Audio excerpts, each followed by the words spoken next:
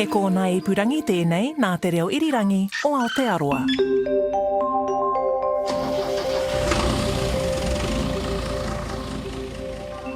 I'm not sure if you remember, but there was a brief period of about a few years when golden kiwi fruit was nowhere to be seen. It simply disappeared from our supermarket shelves. Kia ora, I'm Sonia Yee and you're listening to Eyewitness. Back in 2010, the kiwi fruit industry was attacked by PSA. It sent panic through the industry. It was all over the news. PSA hit the North Island first, and it was spreading like wildfire. Here's a 2010 news clip from RNZ program Checkpoint.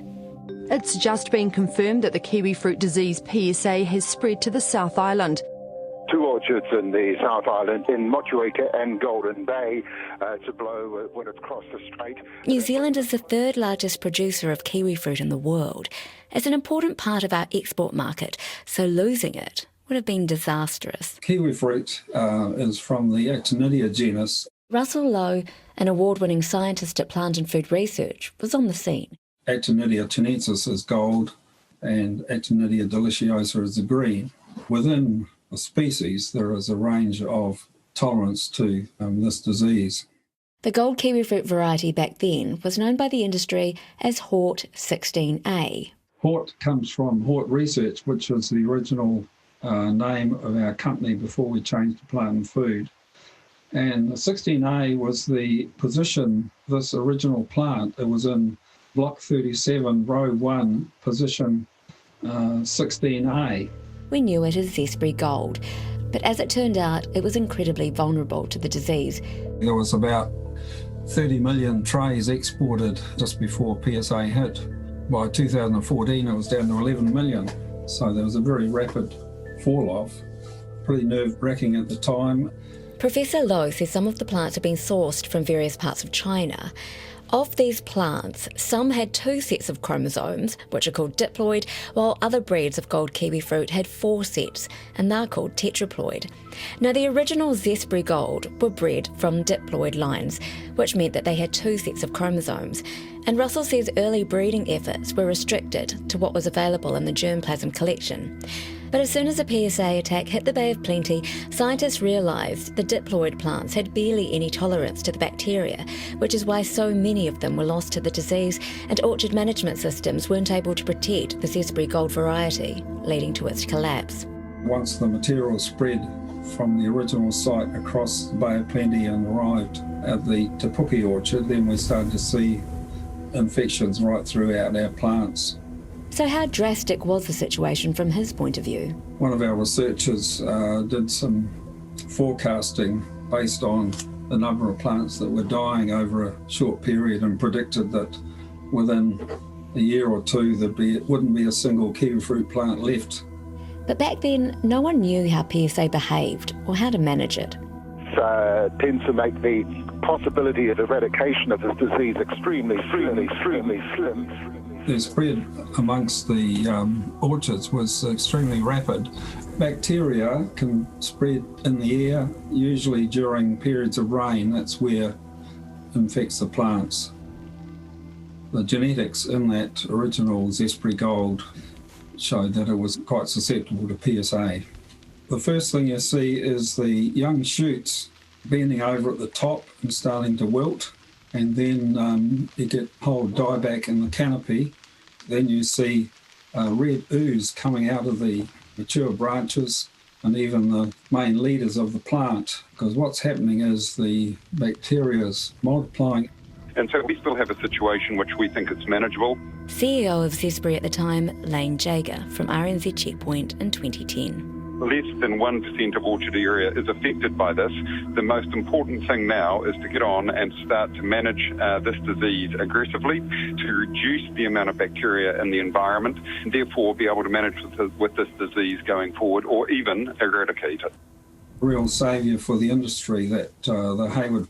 That's the green variety. Continued cropping, even though you could see signs of infection. One of the downstream issues was that some of the flowers would get infected. You lose some of your potential crop that way. But Russell Lowe knew what the public didn't. that there was one species of gold kiwifruit that was ripe for the picking and waiting quietly in the wings. When PSAs started destroying the Hort 16A, we already had plant material out on commercial orchards, and we could see that it was surviving quite well despite the PSA. By 2010, Zespri had already licensed 200 or 300 hectares of this new material to complement the original Hort 16A. Of course, during that time, a lot of those plants were grafted over to the new Sun Gold. Here's examples of the fruit that we grow. And this is Jeff Roderick. Here we're cutting the Hayward. And there you've got that iconic New Zealand Zespri kiwifruit that everyone's used to, the green with the He's black one of seed. 82 organic kiwifruit growers in Te Puke and runs the orchard with his wife Shirley. When PSA struck, they were travelling around Europe.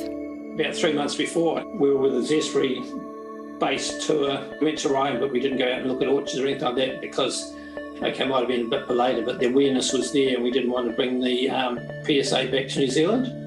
People were understanding what potential could be if it got here. We had a daughter who was working for MPI Biosecurity and she'd resigned the week before and she was still on the email list. And I remember I was driving and she just phoned up and said they found PSA in Te Puke. And I said, oh, exclamation mark. And then it was kind of all on from then. Initially, you hope that your orchard won't be infected, but we were one of the first ones to be infected and you're on a journey then. And because people didn't know how to manage the disease, some growers were leaving the infected vines on the ground. Little did they know, that's a fast track to spreading the bacteria. But Jeff says their strategy was a bit of a slash and burn situation. Pretty labour intensive in what we did. So yeah, we cut out everything as soon as we realised we couldn't get the vines through the season. We just cut and destroyed under best practice. As we knew it then, buried vines, burnt vines. I think it was purely emanating from the centre infection point or the initial infection point, which was about 1 kilometre from our orchard, and it just spread out from that. You're dealing with spores floating in the atmosphere and the air, and they move around pretty fast. You find them in outer space, so it was never going to not spread.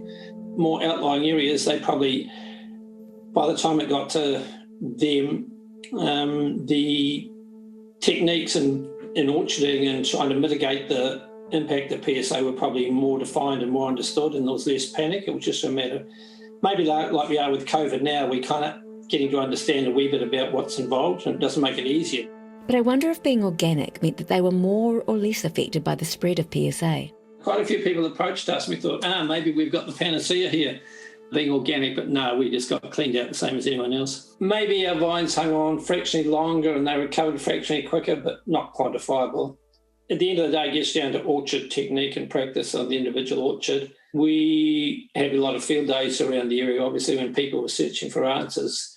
And it was acknowledged that we, as in our orchard, our situation, got through PSA well as or better than any other orchard. But that was more on orchard technique in terms of going around our vines, checking regularly, and we can do that with permanent staff. For us, it was probably not as bad than it was for our staff because we had all the information, all the data that was available. We're going to meetings, we're talking to Zespri, and we kind of knew what was going on. But you're responsible for staff who've got mortgage payments, child support payments, court payments, or whatever it might be. They've got no certainty of employment. So it was more about protecting them and making sure we generated enough work to keep them going. So how were the other growers affected? It spat some people out, and some, through no fault of their own, might have been a bit stretched financially in that stage, and, there was no way forward for them, and that was really sad. Some people handled it really well, and some people totally went to pieces. According to Jeff, there was a lot of support from the industry, not only at a government level, but also within the community. But as an industry, we put a lot of support systems in place, and there was a friend of mine, Ian Greaves, who did a lot of that work, and our aim was not to have anyone in their own lives because of the stress they were in. As far as we know, we got through that as an industry. We're pretty proud that we got through unscathed from that point of view, and people were phoning people up, and we saw people that were on the edge. We'd get support people in, and often it wasn't the actual orchardist, it might have been the people supplying the product to the orchardists, and they just got ground down with all these having to emotionally support their customers, and it got too much for them. By the same token, it probably reduced land values, higher risk. It did let some of the younger generation get a foothold in the door, which has been good for vibrancy of the industry because you always need new blood in. Most of the demographic of us, plus a lot of other primary industries, is probably late 50s, early 60s. Fortunately, Jeff and Shirley's orchard was selected as part of a new breeding program for Zespri Gold. In their eyes, it's definitely a winner. This new variety was coming along and we'd been a trialist, so we'd had it for a few years, so we knew a little bit about it. They'll trial new varieties, and we've got the biggest plant breeding program in the world, which is actually next door to us, and Zespri asked for expressions of interest to be a trialist. In our case, we often get selected because we're organic and recognised as reasonably good orchardists. And so we've been through 5 or 6 different varieties. But today, the golden kiwi fruit is quite different to what it used to be. For one, the fruit is larger and more of a perfect egg shape. The weird, flat, woody, beaky bit has gone, and it's been replaced by what reminds me of a tiny little perfectly formed belly button. I don't think there'll be another new gold variety for some time because I think it's impossible to beat the Sun Gold. Yeah, we're pretty lucky. And it would have taken quite a while to transition the whole New Zealand kiwifruit industry into growing solely the new variety. It would have created a bit of market confusion. So, it just hastened that transfer into the new variety. From a marketing point of view and a customer point of view, it was beneficial because the G3s ticked all the boxes globally, and it's an easier fruit to grow than the 16A. You can get bigger sizes and it's pretty dynamic.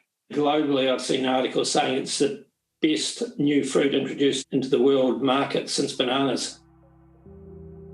This year, 2020, there were 75 million trays harvested of Zespri Gold, and that's up from 67 million the previous year. So, did the industry gain more than it lost? Most of the industry tend to look forward, not backwards, and we've got a pretty exciting future, and we've done pretty well in the last few years. So I'm more proud of how tight the industry became and how quickly we moved collectively and how well we worked together. We'll cut maybe a dozen vines out a year on our orchard. Little bits pop up all the time, but the spore levels in the atmosphere are not nearly as heavy as they were before. Thanks for listening to this episode of Eyewitness. I'm your host and producer, Sonia Yee. The sound engineer was Phil Benge, and our executive producer is Tim Watkin. If you'd like to listen to that episode or more from this series, head to rnz.co.nz/eyewitness or wherever you get your podcasts. Catch you next time.